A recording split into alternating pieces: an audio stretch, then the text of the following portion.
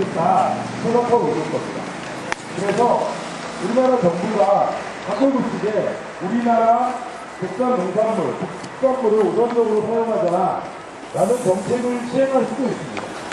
우리 국민들 입장에서, 우리 학부모님들 입장에서, 우리 아이들 입장에서 국산 농산물, 친환경 농산물로 지칭을 하는 건 매우 좋은 일입니다. 진보신당 당원이세요? 네. 예. 오늘 지금 하고 있는 행사가 미국에 있는 큰 농업회사들의 자유로운 경제활동, FTA 폐기하는 선전전을 저희 서울 전체구를 다 돌면서 하고 있거든요. 우리나라 정부가 이제 3주째인데요. 오늘은 양천구에 와서 지금 선전전을 진행하고 있습니다. 아 그러면 서울시당에서 예. 전체적으로 돌면서 예. 지금 이쪽 양천 지구당에서는 안 나왔나요? 저쪽에 계신 분들이 양천 당협에서 오신 분들이고요. 저희는 이제 서울시당에서 예. 오늘 주 내용은 어떤 내용들로 이야기가 되고 있죠? 지금 한미 FTA 날치기 된 이후에 뭐 이것저것 사건 뭐 디도스니 뭐니 뭐 나왔지만 어쨌든 FTA에 관련해서 이제 이게 묻히면 안 되는 이슈라서요. 저희 나와서 이제 양천구의 구민들, 서울시 시민들에게 FTA의 폐해 이런 것도 알리고 폐기될 수 있다는 그런 가능성 그런 것도 이제 제시해 주고 있습니다. 전단을 나눠줬을 때 사람들 반응은 어땠어요? 그러니까 저희 좀 걱정을 많이 했었는데요. 뭐 오늘 뭐 여러 가지 사건도 생기고 그래가지고 네, 지금 분위기 상당히 좋은 것 같아요. 많이 잘 읽어보시고 예. 그 전단 내용 좀 설명을.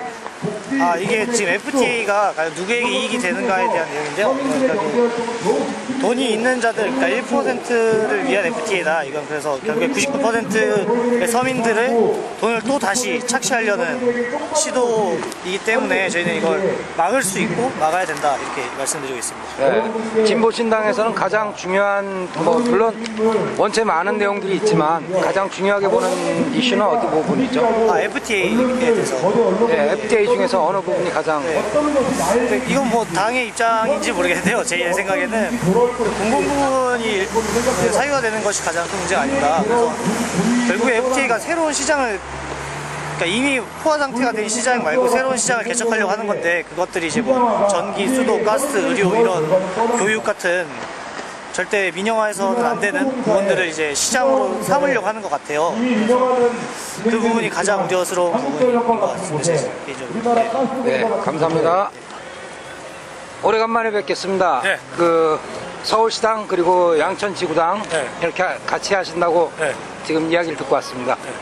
그 우리 항상 좀 피부에 와닿게 여쭤봐야 되니까 네. 그 순댓국밥집하고 네.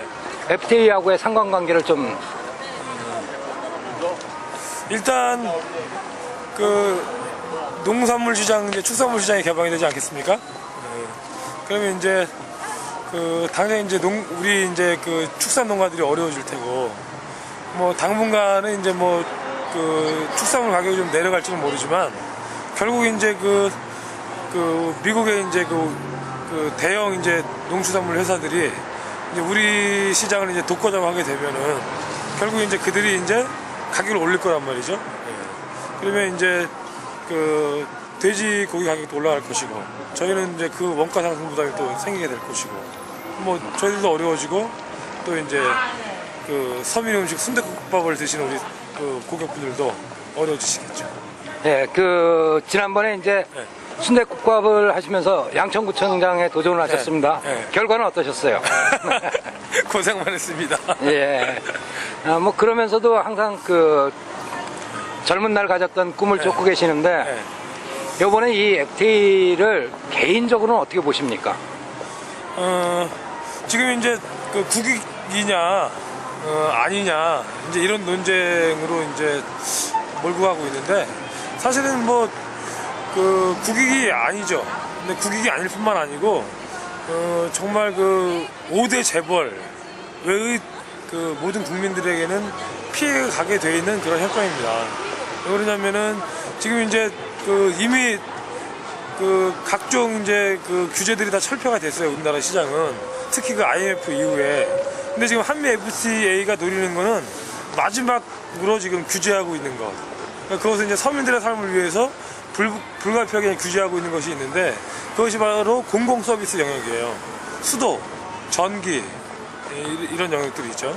근데 이제 그 한미 FTA가 그 발효되게 되면은 그 이른바 이제 국가 투자자 소송 제도를 통해서 미국의 이제 그 다국적 기업들이 그 시장을 이제 장악하러 들어올 것이고, 또 이제 그 우리 이제 삼성 재벌 같은 경우는 그 의료 민영화를 계속 그 촉진하면서 자기들이 소유하고 있는 이제 그 보험회사들의 이익을 이제 극대화하려고 할 것이고요.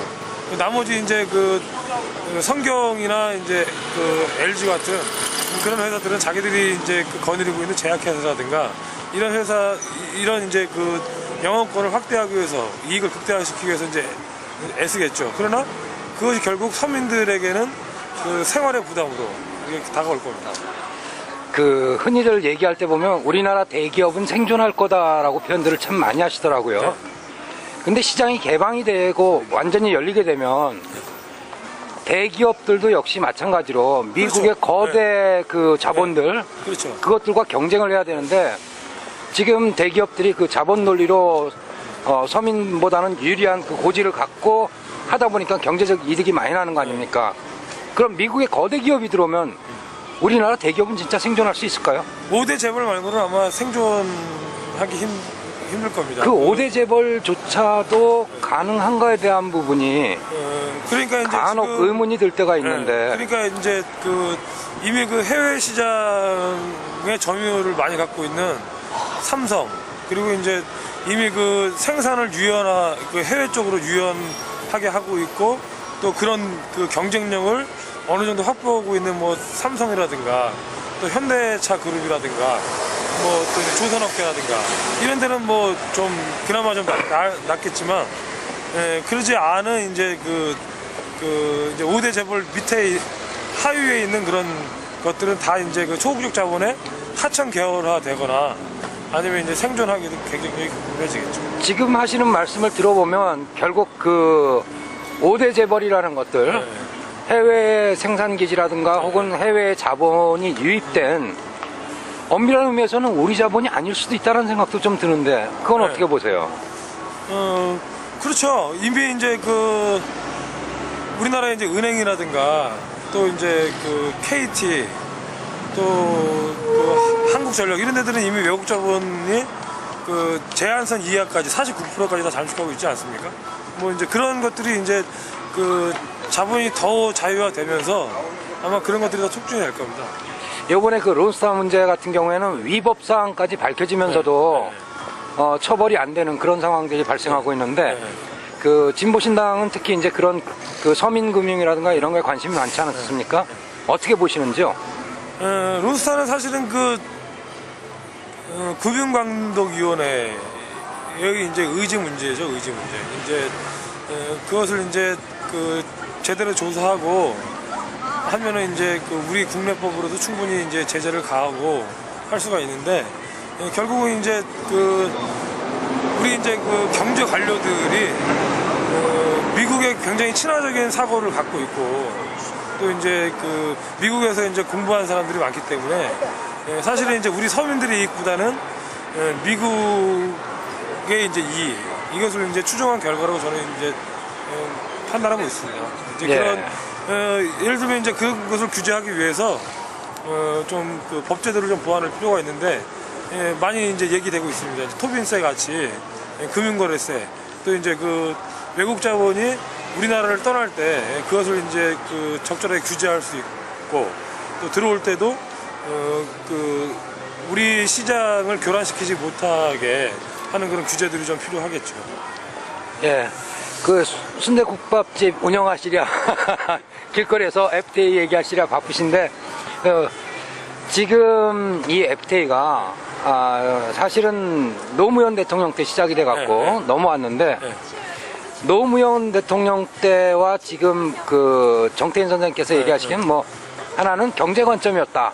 그리고 지금 이명박 정부에 와서는 동맹의 관계다 이렇게 표현을 하는데 또 한 가지 이제 들리는 얘기 중에 하나가 개성공단에 대한 이야기를 굉장히 강조했던 그 부분을 얘기하면서 노무현의 FTA는 적어도 통일을 바라보지 않았었는가 이런 관측들도 조심스럽게 얘기를 합니다.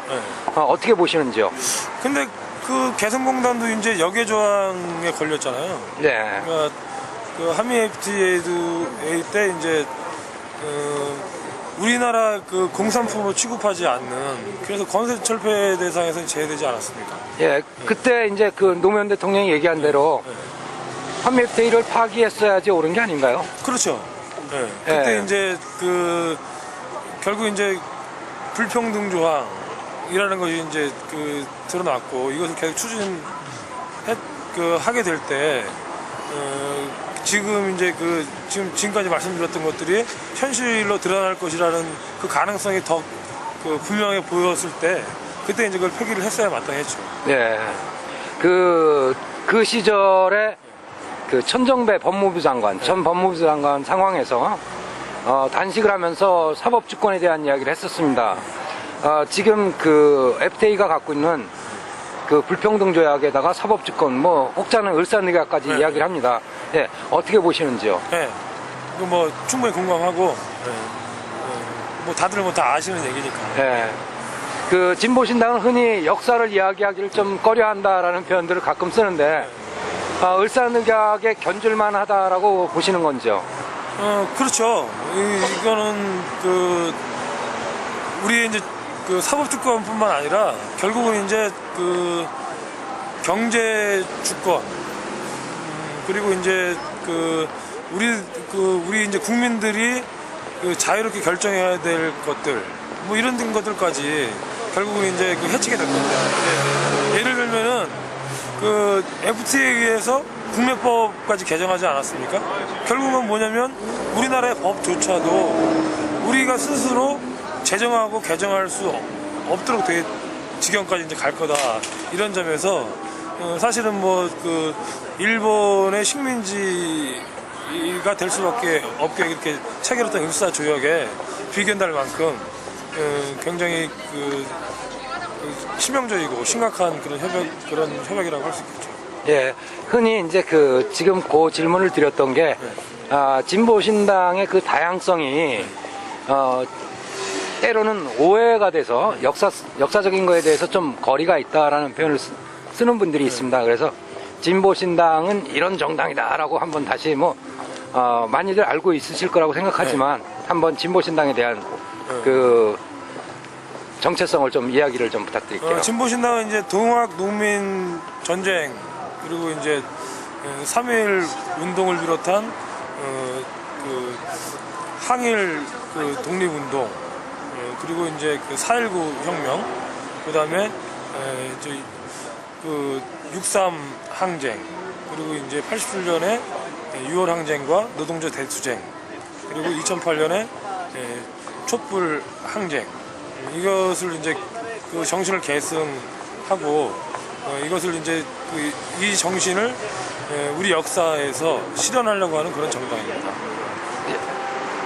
예, 감사합니다. 오늘 좋은 성과 있으시길 바랍니다. 네, 고맙습니다.